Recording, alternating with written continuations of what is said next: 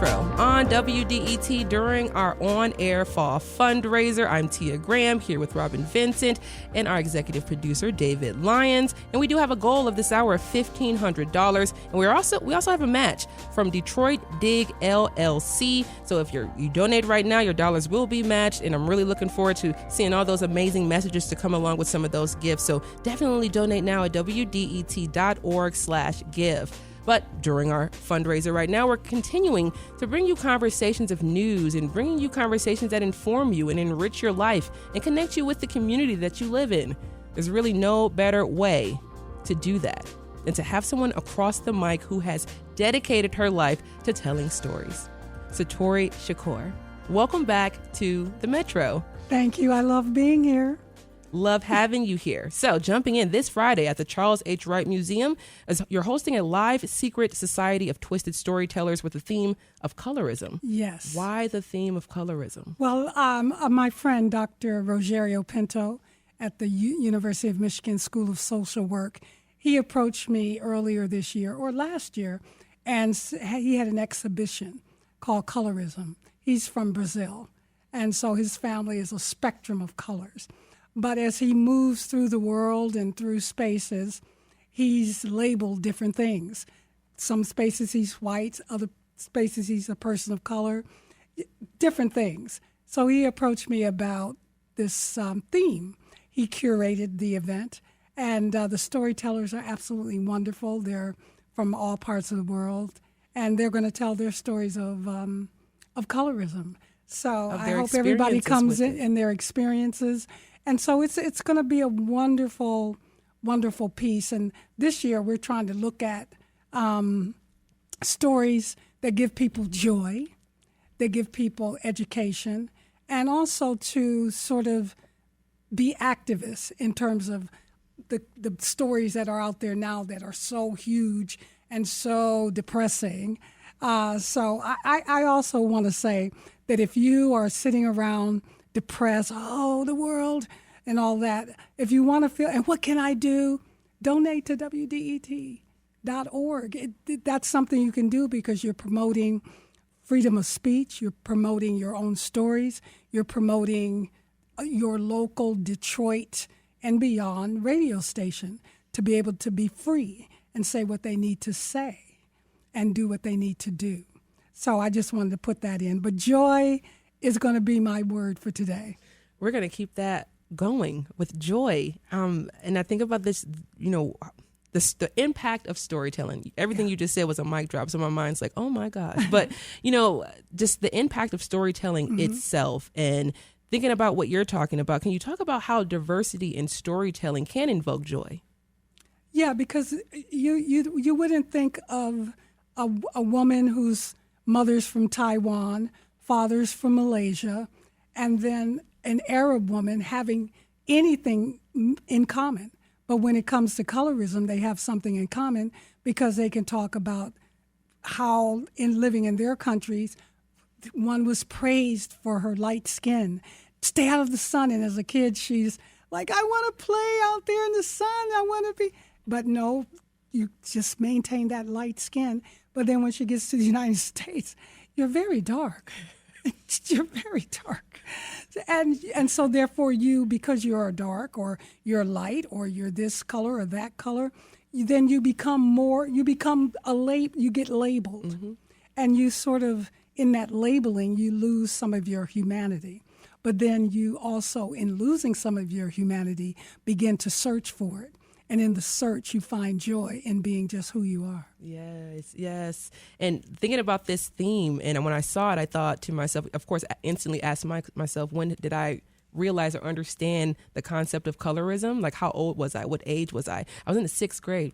I'll never forget that moment where I just thought to myself, oh, this is what it means to be a darker Black woman versus someone else. So, that really just kind of put into perspective how I had to show empowerment for myself versus seeking it from outside of other places. Yeah. I mean, it's just one of those things you got to teach yourself to love yourself sometimes. Yes. But with hosting these live storytelling events, what have they taught you personally about humans and the connection that we all have? Well, first of all, I work with each storyteller in supporting them in crafting their story. Nice. So I meet 4 new people every month that I've never seen and never do see until our rehearsal before the show the next day. In that, and I don't see them on purpose because I want to listen to them like radio. If you can get your story across in a visual way and I'm just listening to you, then you have no problem live and people can see you with all of your expression. So first of all, that's the first privilege and honor that I have, getting into your life, asking you very personal questions, struggling with you. That's bullshit. Can I say bullshit? No. Oh. Well, we have the dump button and we were on it. But hey, we're in the mode. Thinking I'm on YouTube. Well, we're in a comfy environment right now. You're at home. Okay. But anyway, getting people to be as honest and transparent and vulnerable as possible, because then when they put that story and themselves on the stage, the audience can go, yes, oh, that's me. And then when that storyteller comes off the stage and we go to intermission or the end of the evening, they immediately have created a community. Mm-hmm. Oh, that I know. Oh, can I have your number? Can you mentor my daughter? Oh, my daughter is Chinese. Oh, she would love to hear from you. Oh, and you're from the School of Social Work? And then U of M gets to bring buses down to the Charles Wright and bring Ann Arbor to Detroit. Wow. To sit in a theater they've never sat in before and go to a museum they've never been to before. So it's kind of a cross-pollination of people and human beings. Okay, so telling a story in front of an audience that big can be scary. It can be frightening, especially when you do want to tell these stories and have this type of connection with an audience. But I am afraid. What have you found to be the most challenging part for people to tell their stories? Well, supposedly speaking in public is human beings' number one fear. So you prefer to die to speak in public. I have storytellers a week into our crafting process. I'm nervous. It's a good thing it's 4 weeks from now, isn't it? So they already create a sense of nervousness. And you should feel nervous. I feel nervous every time I step out on stage. But I do believe that's respect that you pay your audience. You then relax after you get up there and you begin your story. I can tell when the storyteller relaxes. It takes about 30 seconds to a minute. They shift their weight, and all of a sudden they're off to the race. And I'm like, I never heard that before. Where did that come from? And the audience is like, take your time, baby. Or they laugh, they clap. They're in tears. They're crying with the storyteller. You can hear a pin drop. You can hear shout-outs. So the audience is the other side of the conversation. I love hearing that. And number one, my guest is Satori Shakoor, and we're talking about her upcoming live Secret Society of Twisted Storytellers with the theme colorism. It's happening at the Wright Museum September 19th, or I believe this Friday, actually. Yes. Oh, this month is going. The summer has gone. It's gone. And right now we are on air live during our fall fundraiser, and we have about $500 to go to meet our goal for the hour. One person can wipe it out with $40 a month. It's super easy to do. Head on over to WDET.org/give or call 800-959-9338. But Satori, Secret Society of Twisted Storytellers, it's a celebration of inclusivity and diversity, like you were just talking about. And you were also talking about how Ann Arbor is going to bus folks down to Detroit and have them experience a new space and place, and especially experience the cultural hub of Detroit, which the Charles H. Wright is housed in. Talk about how that helps with the economy and the arts community and keeping these places and spaces activated, especially when we see such an attack on our arts community across the country. Yes. Well, I think that at this point that it's important to establish community. Without community, you're a lone wolf out there. So this is the time to find your communities. So it's great to have the community, the School of Social Work, and the students and professors and everybody connected to that come down here, like 150 people come down to the Charles Wright to meet another 150 people that they've never met before, sit next to them, laugh with them, cry with them, mingle with them, and establish a community of people you never met before, but are going to see as we experience the storytelling that you have something in common, that there is something to share. So I think that the more communities you belong to, the more you can engage. I belong to like 3 Zoom communities. I talk to one on Sunday, one on Wednesday, one on Saturday, and I can tell you that it helps with my well-being. It helps me express myself. I'm learning how to be a human being and to be authentic in the rest of the days of the week. So it's really great to have a safe community that you can belong to. So I say meet as many people as you can, put together your communities, because when it comes to, you have a great community here in WDET. So when it comes to support, you can ask for it and get it, because you may have, some support may have dropped out for you. I think when you started this show, what was it? You needed 1,500, now you only need 500. 500, yeah. And they're matching. Yeah. Come on, get those dollars in. You heard, Satori, get the dollars in the door. And Satori, when we think about arts and culture in our country right now, I think about the Michigan Arts and Culture Council and its possible cuts, and as well, organizations like the National Endowment of Arts and the cuts to funding there. Which we're supported by. That's exactly. So when I see organizations like that who have directly had their hands in making sure and supporting arts organizations with resources, and now we're seeing some of that dry up, what's going through your minds right now? Initially there's fear, but you can't stop art. Art is essential. It's critical. It's to community, to the world, because artists are the people who start conversations that you don't want to. Other regular people don't want to even talk. They approach. They go out there. They're not afraid, or they can be terrified and still go out there. So I think that art is important, and you can see when we take art out of the schools, that the children, dance, all of these things out of the school, the children don't have that full spectrum of an education. They don't thrive as well. So that goes to say for the rest of us as adults. That's why we have art galleries and museums and places where people can express themselves freely, and to get ideas, because we can't just, our one little mind can't think in thousands and thousands of different ways. And that's how we connect with each other. That's how we build. You talked about how working with, Twisted Storytellers and making, connecting with the different storytellers each month and really getting to know people and getting to the nitty gritty of it. And it helped you as a human. In what ways did it help you with your humanity? Oh, because I have to share myself with the storytellers as well. I have to become vulnerable as well, like a leader, like an example, because that's where the trust happens.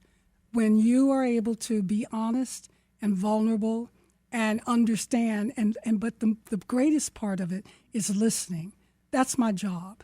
I listen. And then when I go in front of the audience, I ask them to listen, because listening is revolutionary. At the highest level, it's love.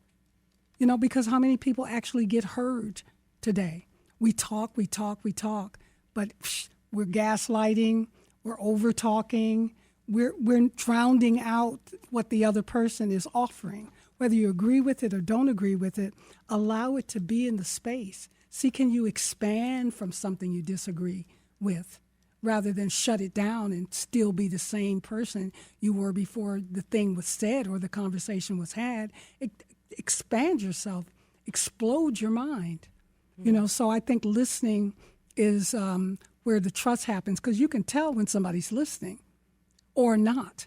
You can feel it. You will stop talking. You will pull back if you don't feel like you're being listened to. So what I do is listen. I listen to everybody in the world, because everybody in the world is telling a story. And that's how my ears work. That's how my mind works. whatever somebody is saying. I was out in the lobby. How many stories did I hear? and we're just having a conversation, but I hear them as stories. So when I hear them as stories, I can store them in my heart, in my brain, and then when I can tell you back what you said, I've heard you. So you're more willing to say more things, and then I get the chance to know you better, and then whatever you say, I get a chance to share. Oh yeah, and my mother or my sister or something about me, or I had breast cancer too. Because we are at the wire here, and I just, I have so many follow-ups after that one, especially because we're just in a time where we aren't giving enough folks space to actually speak their minds. We talk about freedom of speech, and we talk about making people or allowing people the space to speak their minds, but oftentimes we'll shut it down before it gets through. So to be in a space, in a place where you can expand your mind enough to at least listen to another side is something that I hope we all take away from, especially from this particular conversation. I hope that people just sit down and listen to something that they may not care to ever listen to, but it gives them something new for that day, in that moment. But before I let you go, give us the last shout out for the event that's coming up September 19th, Friday at the Charles H. Wright. Friday, September 19th, Charles H. Wright Museum of African American History. Doors open at 6:30. Show starts at 7:30. Colorism. And we have a fantastic lineup for you. Katrina Storm is the vocalist, where she takes anything that you say and creates a song right on the spot. Sharisha Day, who is also telling a story, and dancing. So, and then we have our 4 storytellers. It's going to be wonderful. It's more than a storytelling event. It is a whole performance. Yes. I love that. Satori Shakoor is the host of the Secret Society of Twisted Storytellers this Friday, September 19th. Colorism. A live event will take place at the Wright, and a live stream will also be available. Yes. You can see it anywhere in the world. Satori, thank you so much for joining us on the Metro doing me. Our fundraiser. Yes, thank you.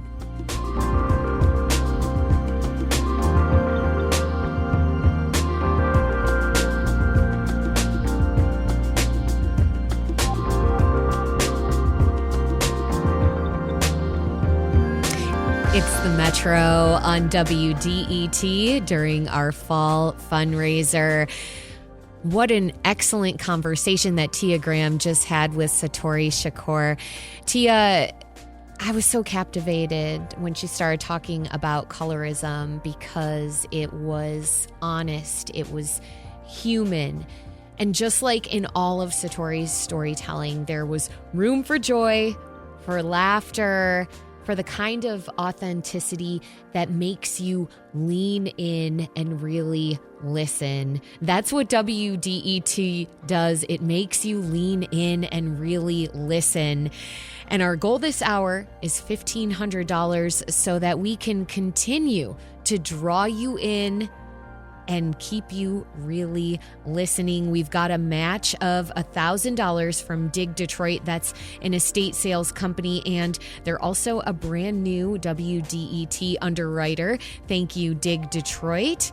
And we have a thank you. Tia, I think I want to hear you read this thank you because it's a special one. It's a special one. It is from David from Belleville, which is AKA Mr. Graham. My dad.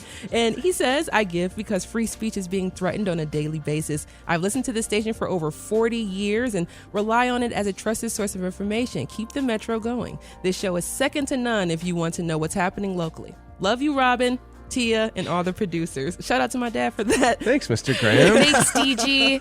Mr. Graham. Yeah, he's Thank you so much for listening always and all your support. Oh, he really does. He listens every single day. So if no one on this planet is listening to the Metro, we know that Mr. Graham is, as well as Michelle Vincent, my mom, yes, that's right. And in my addition Aunt to Diane. all of our parents listening to the show, which we know they do, a lot of people are also listening right now and donating. That includes an anonymous donor in Grosse Pointe says, I give to WDET because you're fair, honest, unbiased, and real news. And there's an added benefit of education and entertainment programming. Thanks for all that you do. That means a lot because we do have a kind of an ambitious goal here as a station, our mission, is to keep doing a little bit of everything, because we know that you out there like a variety of everything. You want fantastic music. You want to hear hits. You want to hear something new. You want to hear the news in the morning. You want to hear conversations in the early afternoon. We got it all for you because we know that Detroit is a place that's eclectic, with people who want to stay connected and informed, but have a good time. If you've been to a rock show, a music show, you know Detroit has the best audiences and crowds ever, because everyone always go, it's great to come back to Detroit. You all are the best. And I've asked people, I'm like, do they say that everywhere? I think I've been to shows elsewhere. They don't say that. Nope. I thought that was just a thing you say to crowds. I think they say that mostly just in Detroit. Did you see Jimmy Fallon recently said the same? He had the same sentiment. He said, this was the best crowd I've performed in front of in a long time. He says, I think I want to move the show to Detroit. Hey, please do. Please do. That'd be great.